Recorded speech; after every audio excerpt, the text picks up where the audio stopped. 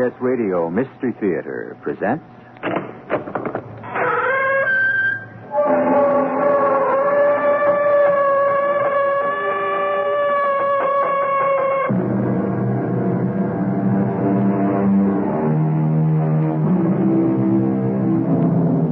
Come in. Welcome. I'm E.G. Marshall. This is the story of the dilemma of Curry Harrow, a young research scientist who believed in the evolvement of man only through science and nature. The ideas of religion or faith in God he firmly excluded. Man was his super being. The kingdom was here and now, and there could be no hereafter. For to him, the possibility of life after death was a primitive superstition. For this reason, Curry Harrow was determined that he would, while he could, serve nothing but science and himself. Until hospitalized one day after a serious car accident. Jenkins, what have you and old Doc Blanchard done to me? I can't move. Answer me. Why am I on an operating table? He's opening his eyes. Dr. Blanchard, come back. I think Curry... Of course I'm opening my eyes. I'm talking to you, and you act like you don't hear a word. Blink your eyes. Nod your head. Give me some sign that... Dr. Blanchard, why can't you hear me? For pity's sake, do something. Poor Curry. He's dead.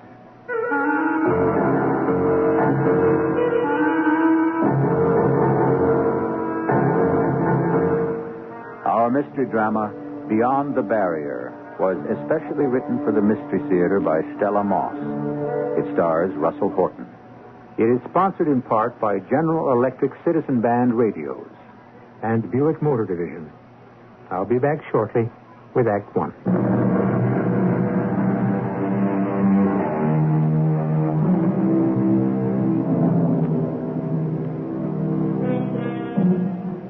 After a long, late session at work in his favorite place in the world, the science lab, Dr. Curry Harrow, young and brilliant research man, was driving home. The pelting sheets of rain, the wet, glistening roads, the penetrating glare of lights from cars speeding noisily in both directions challenged and irritated him. He turned on his radio, stepped hard on the accelerator, and began to hum along with the tune that came from his loudspeaker. Suddenly, the sky split as a jagged streak of lightning cut sharply across the darkness, and a mighty crash of thunder shook the air around me. Briefly, I saw white panic seize the face of a driver who had lost control of his speeding car. Like an arrow aimed at a bullseye target, he swerved mercilessly across the white line that divided traffic in two directions. Glass shattered, headlights tangled, the metal bodies of two cars wrenched and buckled into shapelessness, then ground to a halt. Inside my car, there was a splattering of blood, a tearing of muscle, of bone, and agony of pain. As I lost consciousness, my last thought was that I was not going home for dinner.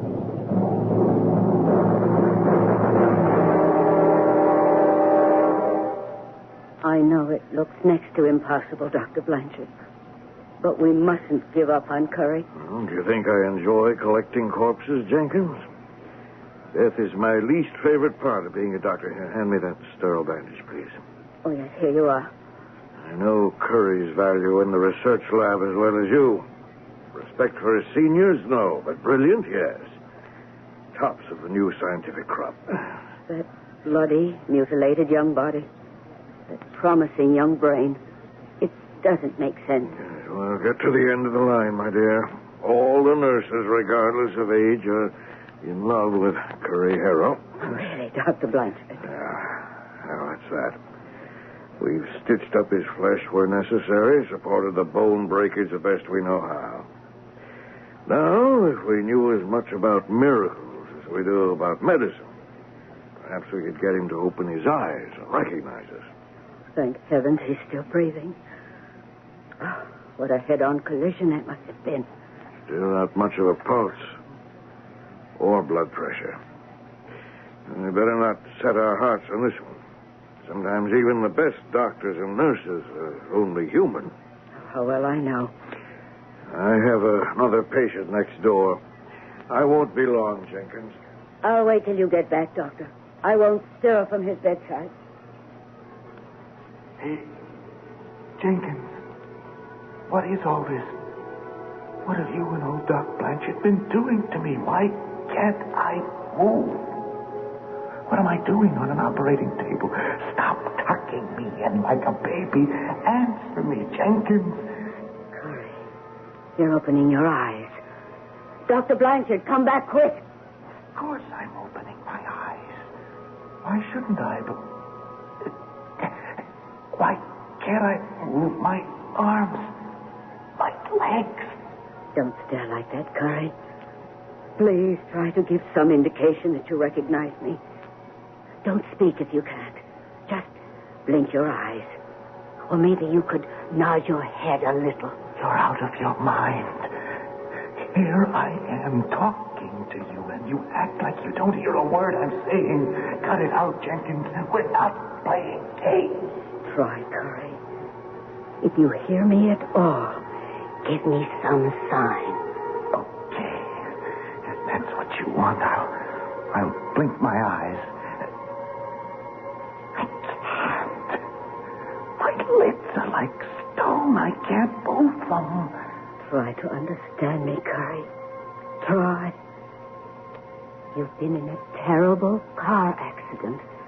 Dr. Blanchard and I want to help you. I never felt better in my life except for this strange feeling of stiffness that I don't understand. What's even stranger, I'm having no trouble at all speaking to you, but you don't seem able to hear me. You'll be all right, Curry. But you must try to help us. Say something. Anything.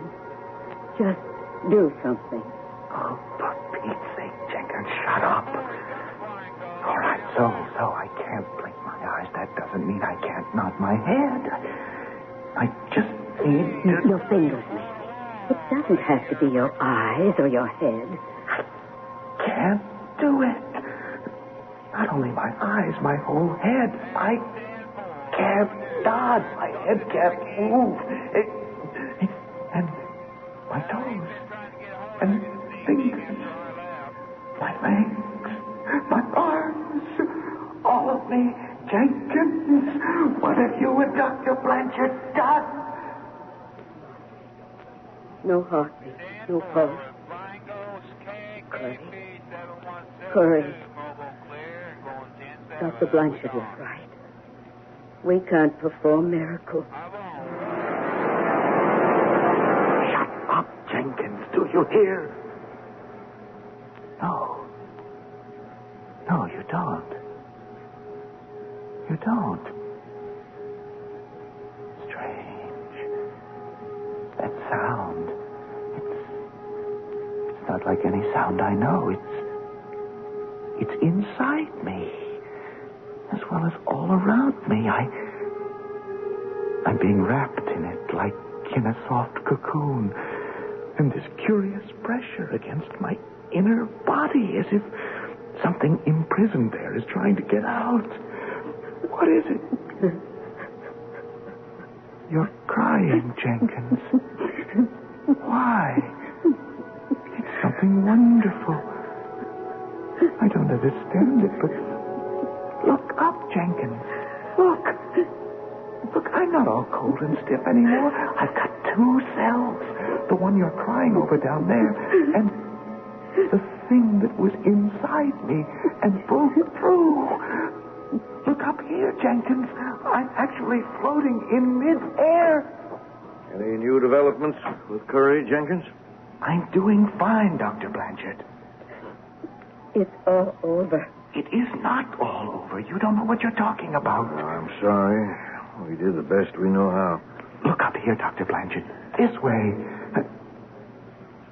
I can see and hear them. Why can't they hear me and see me? Pull the sheet over his face, Jenkins. Don't do that. I know what. I'll touch you. I'll touch you both. You can't hear me or see me, but that doesn't mean you won't feel me when I touch you. Now. The whole staff will miss his fine work. I know I'll miss him. For lots of reasons. I'm touching you both, but you don't feel it. I can't seem to make physical contact. Let's go get some hot coffee, Jenkins. We both can use it. Wait. Don't go. Wait. They've gone.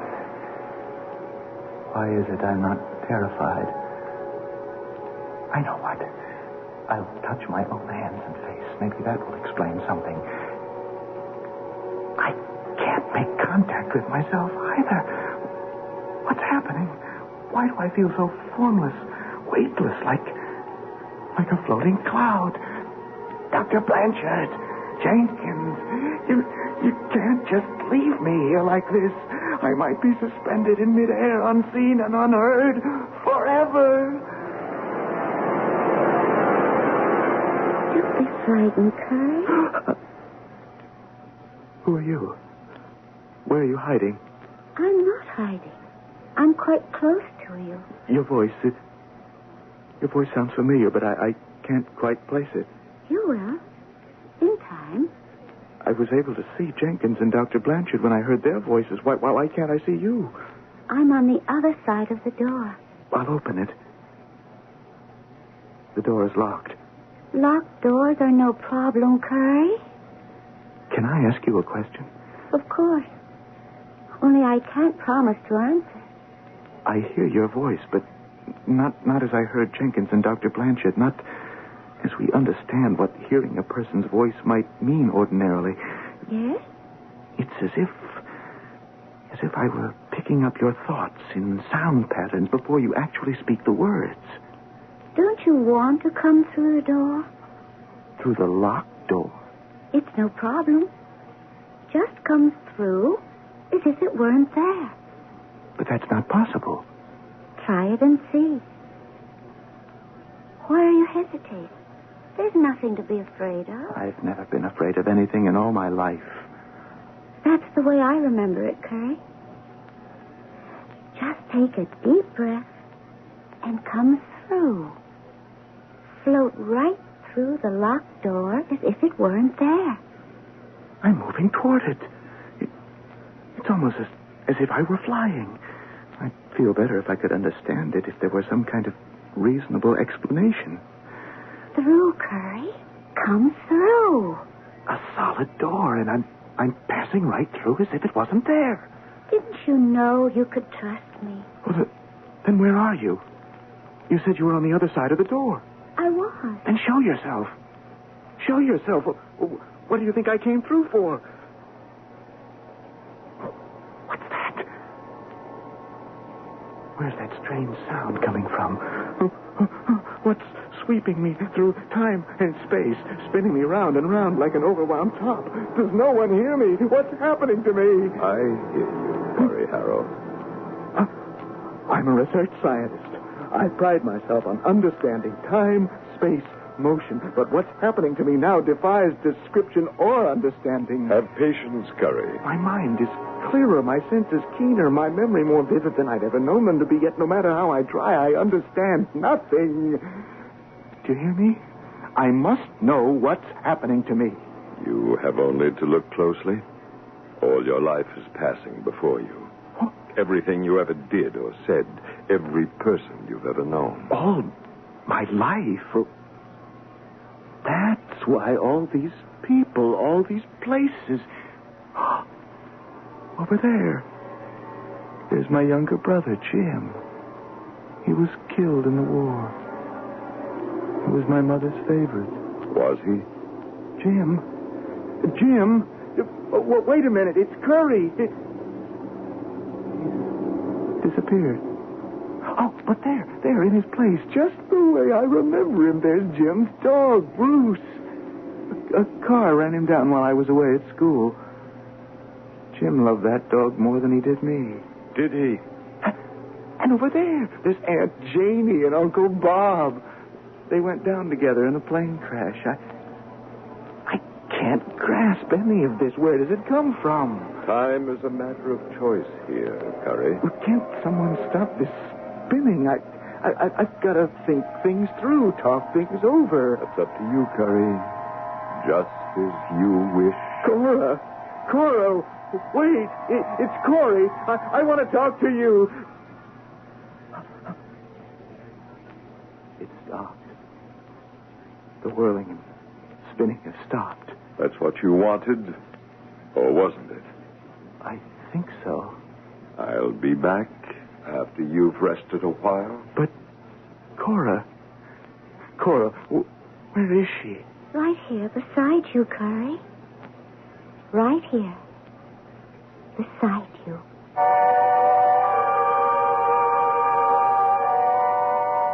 So, Curry Harrow, brilliant young man of books and science, is facing a situation which thus far has defied his scientific expertise.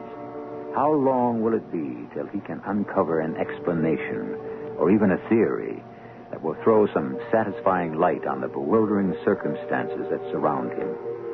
Or are there some things beyond the comprehension of even the most brilliant young scientific minds? I will return shortly with Act Two.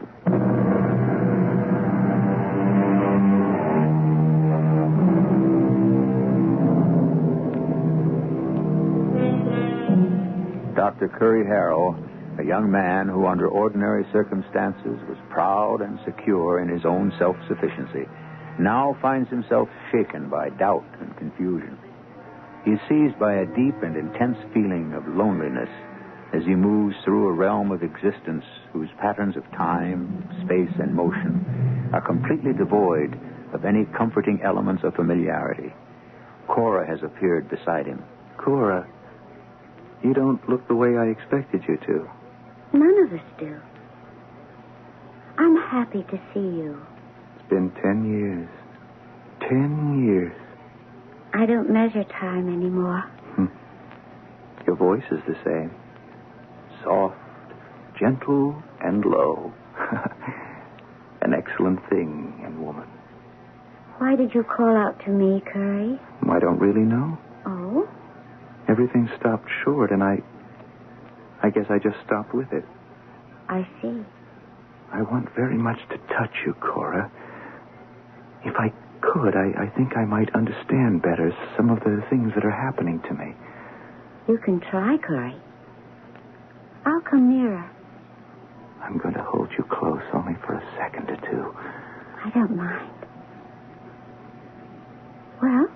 I can't make contact with you. You're not tangible, Cora. There's no warm flesh or blood. There's only... Only what? Something I almost recognize, but not quite. I can't identify it. Where am I, Cora? Everyone has to find that out for himself. Before you go, isn't there anything you might want to say about us? Not if it's feelings you want me to talk about. You know that sort of thing was always pretty impossible for me. 10 years haven't changed you very much, have they? I was hoping some things wouldn't be the same. Oh, don't try to shame me, Cora. Please understand this, Curry. Agony is an emotion that no one feels here. So you see, there's nothing that you can do for me, or for any of us, for that matter. There is something, however, that you can do for yourself. For myself? This is the time and the place to unlock all unspoken feelings, Curry. Here. Now. Oh, Cora, you frighten me. There are more things than a man's work, Curry. There are friends and family, neighbors and lovers. It's your feelings about them that you keep locked up inside yourself. Why, Curry? Why are you so afraid to let them out? I don't want to discuss that. You never did. Everything always your own way. That hasn't changed either. Well, there's really nothing more for us to talk about, is there? At least, not yet. One thing. I want some answers from you. Where am I? Who is this guide? Where in the name of sanity does he intend to take me? I have to go. I won't let you. Not till you've answered my questions. Find your own answers. Don't try to evade me. If you leave me with my questions unanswered, I'll do something. Do you hear me? Do you hear me, all of you? Wherever you are, I'll do something awful, shocking. It will be remembered till the end of time. That's enough, Curry. No one breaks the peace and quiet here. Besides, you should be grateful, not frustrated or angry. Grateful? What for? Cora forgave you a very long time ago. You had better go, Cora. Goodbye, Curry. Will I see you again? Cora doesn't decide that. There are many other factors. I don't see her anymore. Why didn't she wait for me to say goodbye? You have other places to go and things to do. Where are you taking me? There is nothing to be frightened of. This way, Curry. Why must everything spin and whirl this way? It's the way things are here. No, that is no explanation. Those endless faces whizzing by, those places stirring up the past. They're things I haven't thought of for years. They shouldn't frighten you, Curry. No, I'm not frightened. I'm confused. I'm bewildered. Let me out of this, whatever it is. I want out. Why, Curry? Is there something that troubles you in those reminders of the past? They're over and done with. They're sad, strange, far off, like shadows or echoes. Nobody can undo the past. Now, what use is it to unreel it like an old movie at breakneck speed? It can't accomplish anything. That remains to be seen. Look at them. Look at them whiz by like rockets or meteors, schoolmates, teachers, relatives. Even an old friend or two, all long gone. Watch them all waving, smiling at me. Not a single one that I cared very much about, that I did anything for. And the truth is, not a single one of them cared very much about me.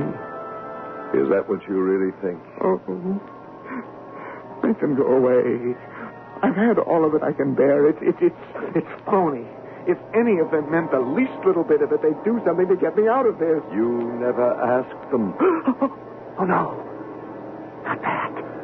Look over there. My father, my dead father, is pushing himself out of his grave. Is he? Don't do that. Please, please don't. Don't do what, Curry? I thought I saw a corpse. Not this. So you said.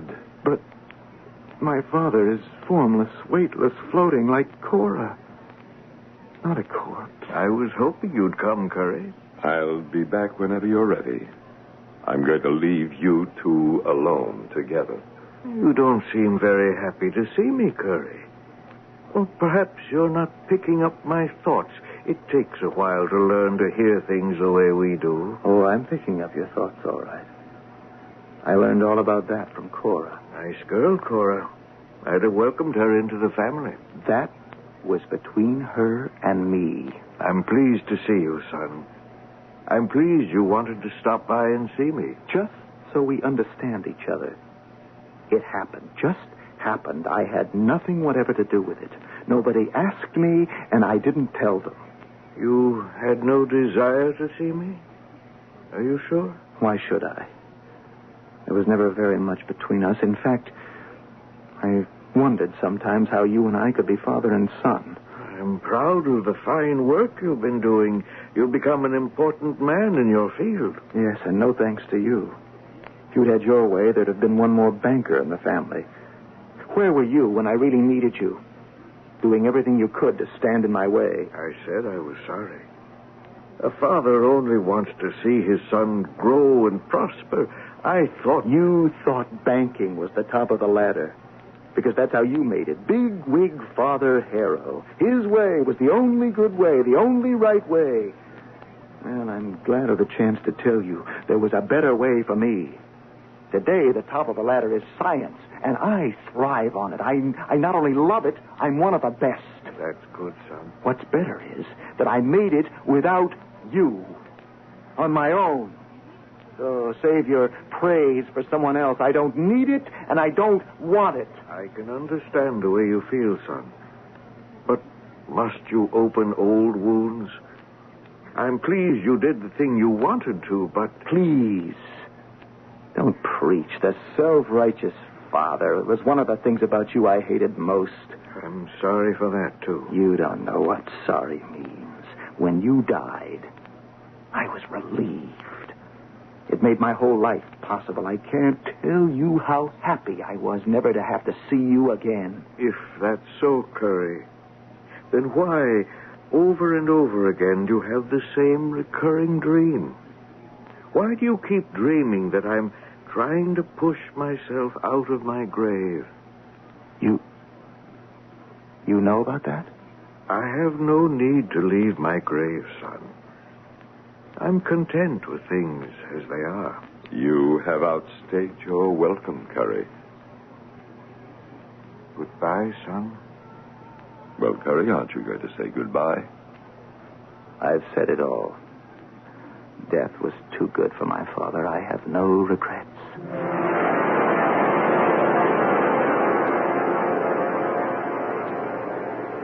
How quiet everything is. How motionless.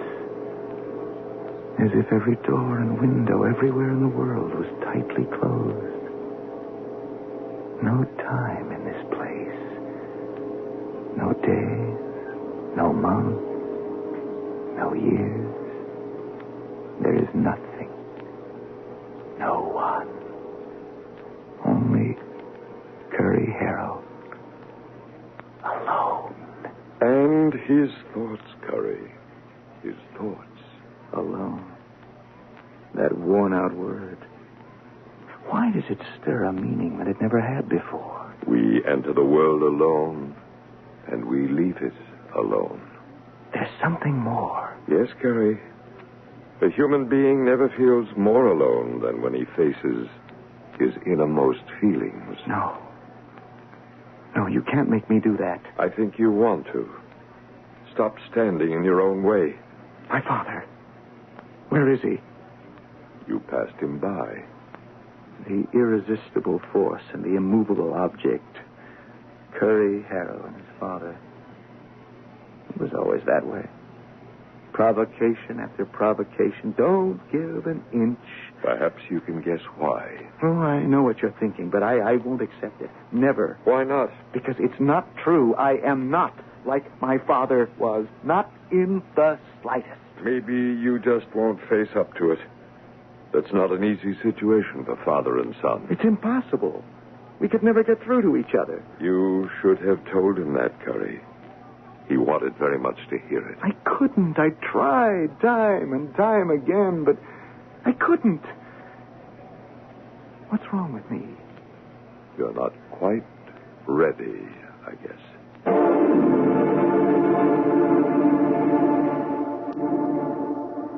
It has been said that, to himself, everyone is an immortal. He may know that he's going to die, but he can never know that he is dead. Can this be at the root of Curry Harrow's difficulties? Or is it rather that learning itself, received into a mind by nature weak or viciously inclined, serves but to lead philosophers astray, where children would with ease discern the way? I'll tell you more about this when I return shortly with Act 3.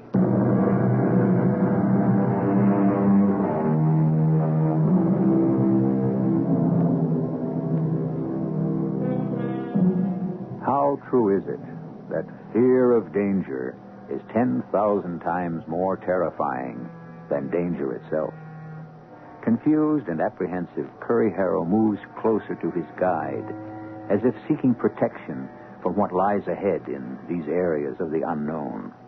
He is determined, if he can, not to be alone again. As they move through a world of mists and shadows, Curry's guide is directing his attention to something. Curry sees it. That stream of bright light burning in the distance. What is it? That's where you're going, Curry. But everything around it is dark. It doesn't seem to illuminate anything. You don't have to be afraid, Curry. Cora, everything is going to be all right, son. My father. Move toward the light, Curry. It's growing brighter every second. It's like a magnet. I don't want to go toward it, but I can't help myself. There's nothing to worry about, son. You'll see. Everything is going to be all right. How broad the beam is. Yet it seems directed only at me. Take your time, Curry. There's no hurry. No hurry at all. I want to see Cora. You did see her. But where is she now? I just heard her voice, but I can't see her. And my father, why can't I see him either? You saw him, too. The light is blinding me. Try to understand, Curry. Just follow our voices. We'll show you the way. How warm it feels. As if I was being absorbed by a warm, bottomless sea of light, and it was the most natural thing in the world. Cora, Father, where are you leading me? This light, what is it? What is it doing to me? We're close by, Curry. We're never very far away, son. Why do I fear it? And at the same time, why does it fill me with such feelings of awe, such strange anticipation? Move toward it, Curry. Jenkins, Dr. Blanchard, if you really care about me, I need you. Your time has run out, Curry. Open your eyes. You will be able to see. No. Look up, Curry. Oh. Reach out. The hospital. My research lab. I must talk to Jenkins and Dr. Blanchard. It's important. Reach out, Curry. I can't. You can't make me. Whatever is behind that light is... I beg you, don't let it touch me. I couldn't bear it. Why not, Curry? I'm not ready. Not yet. It's all right, Curry. Nobody minds. This is not the first time that it's happened. What's to become of me now? I'll take care of it. I've done it before. Many times.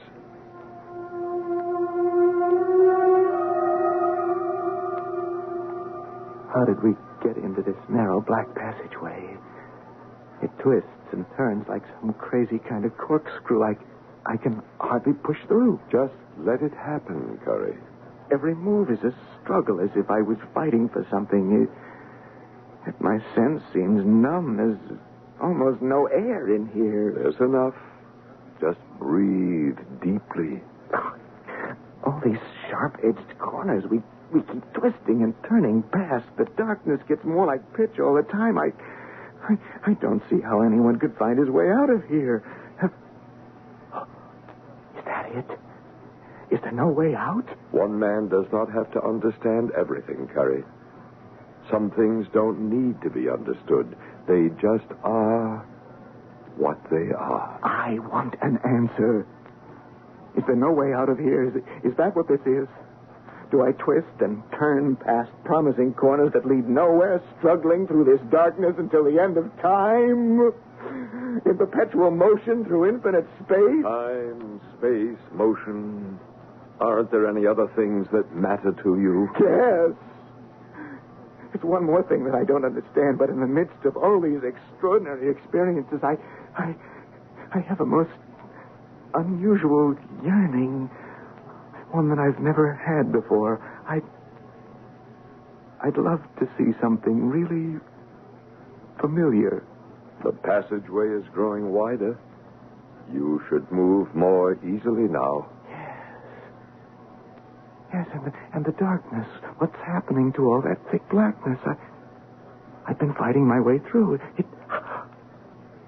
It's turning white. It's all turning white before my very eyes. Turn the corner, Curry. Oh, why not? What have I got to lose? Suddenly, I'm impatient, as if...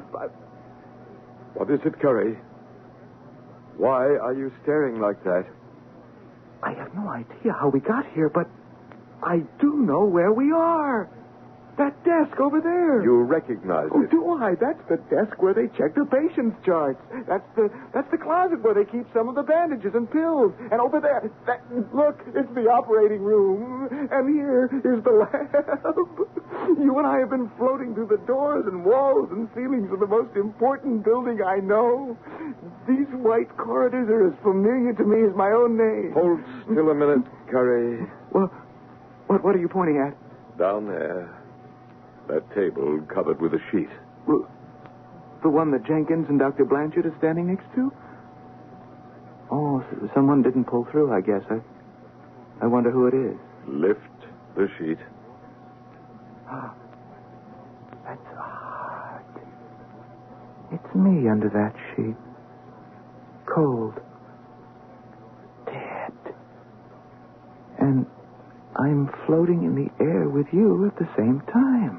Don't you think you ought to do something about it? Hey, Jenkins, Dr. Blanchard, don't let them take that body away. They don't hear me. Why not, Curry? What's that? That's the sound you heard when you left your body and floated in midair for the first time.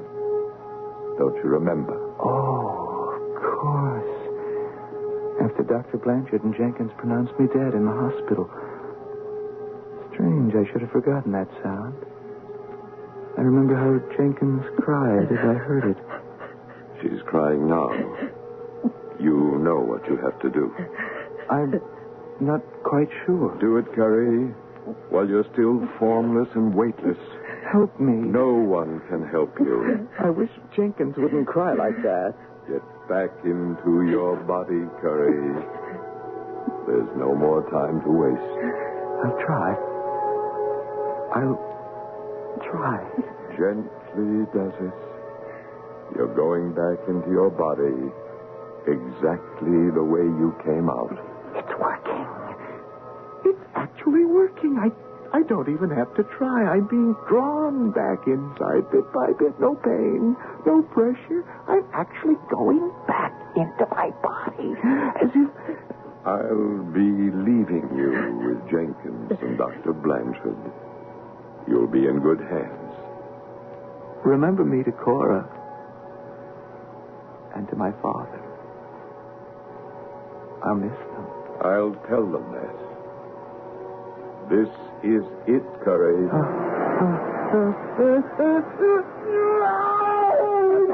The sheet that's covering Carrie's burial is moving. Don't just stand there, Jenkins. Pull the sheet off. Yeah. Curry's eyes, Dr. Blanchard. They're blinking. He's trying to nod his head and his fingers. Look, he's opening and closing them. Oh, it's fantastic, Dr. Blanchard. Those are the very signs of consciousness that I begged him to show me just before he died. What kind of foolish talk is that for an experienced nurse? He no more died than we did. We simply diagnosed his death prematurely. Mistake. Jenkins, Dr. Blanchard. What is it, Curry? The black corridors. Who painted them white? They were pitch black. Black corridors? White? His mind is wandering. Steady, my dear boy. He wants me to stay where I am. Just like you. Well, I'm making up my own mind. It depends on... From this time, we do not pronounce him dead. Quickly, Jenkins, let's get him into intensive care.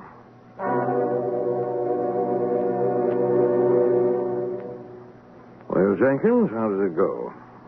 He seems to be breathing normally. Blood pressure? Okay. Pulse okay, too? Mm-hmm. Even his color is good. What bothers me is that he won't open his eyes. Come on now, Curry. Enough of this nonsense. You're in lots better shape, so open your eyes. He's trying to say something.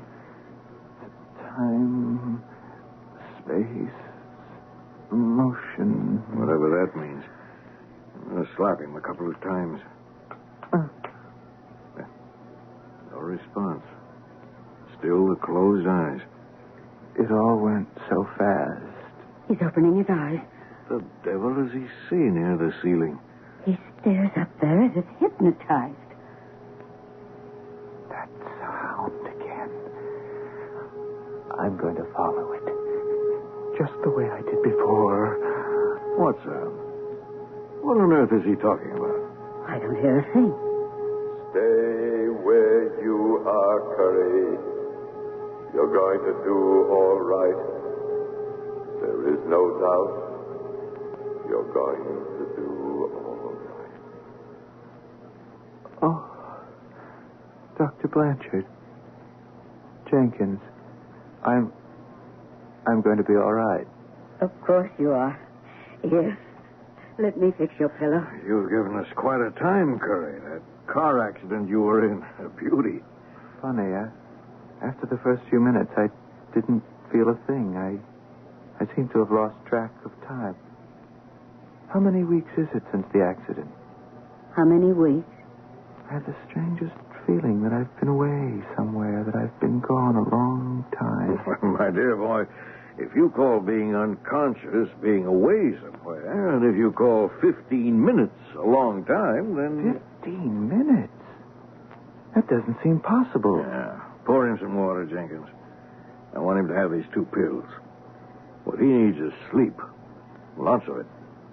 Curry, what makes you think you've been away somewhere? Longer than 15 minutes. Oh, never mind, Jenkins. Let me have those pills. It's pointless to talk about it. Neither you nor Dr. Blanchard could possibly believe me.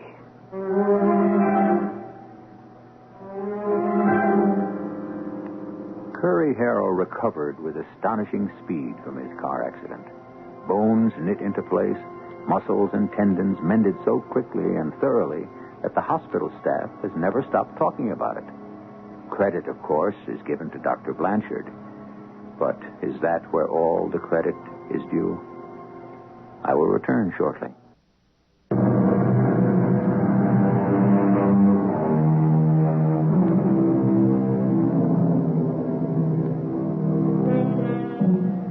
A small group of research people is trying to shed new light on the possibility of some form of life experience beyond the barrier.